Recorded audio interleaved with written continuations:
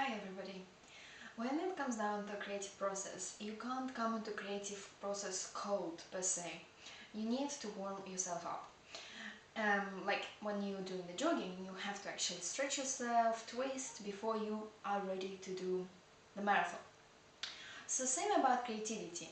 You have to put your mind in a setting where your mind gets an understanding, okay, this is the time I shift from my mundane or automatic part of working and of my day, and now I'm shifting to a creative space, creative time. So you if you know what actually makes you switch from one part of the day to another part of the day, that's great. um, but if you are still exploring what makes you work, I'll show you what works for me.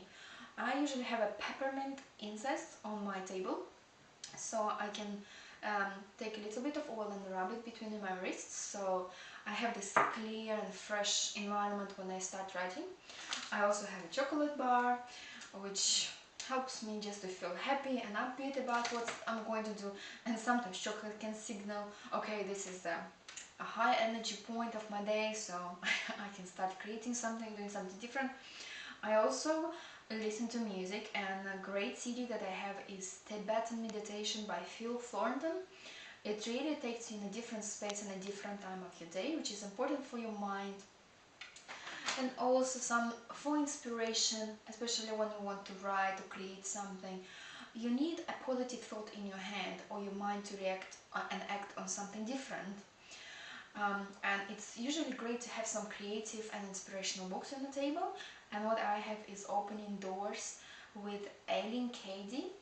And I usually open it on a random page and I read it out loud. And it's usually full of inspiration, full of ideas actually. It just makes my mind spin and turn on a different page of my creativity, of my brain. So I'm switching from the logical side of my brain into a creative side of my brain, which is very important. You have to find what works for you. And also I have a classic of inspiration and creativity on my table, but for you it could be different. It's an Art of Happiness by Dalai Lama.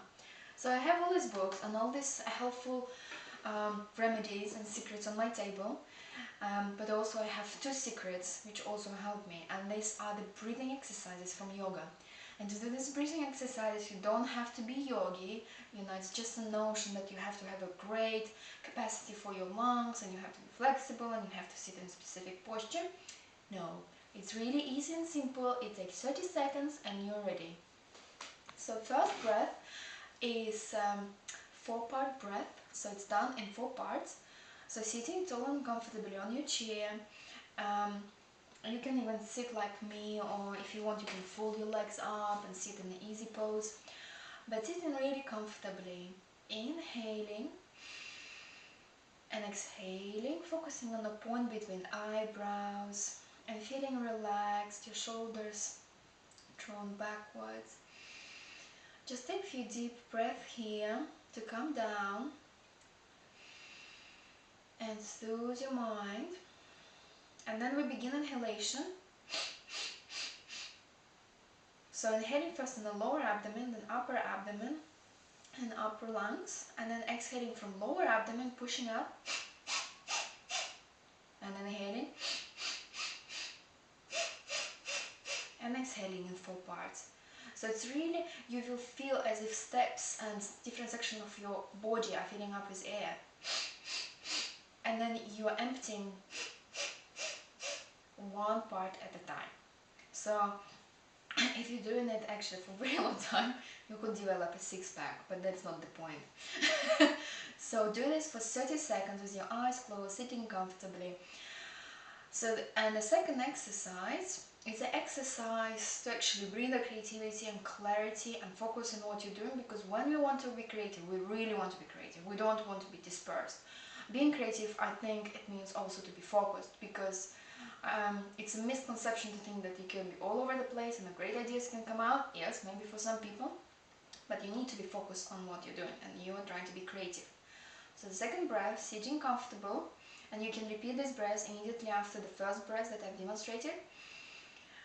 And keeping your fingers firm, but your wrists and your upper lower arms slightly wobbly. You start shaking in the area around your neck, breathing in deeply, in and out, and you really shake. You're just trying to shake out all the distractions, all the negative thoughts, everything that might stop you in your flow of creativity.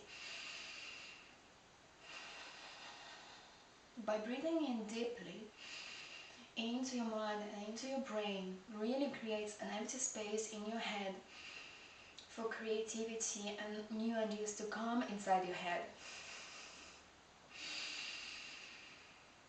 And then to stop the breath, you just inhale and hold the breath in for as long as you can, holding that space, holding the arms up, and exhaling. It creates really a magical space inside your head.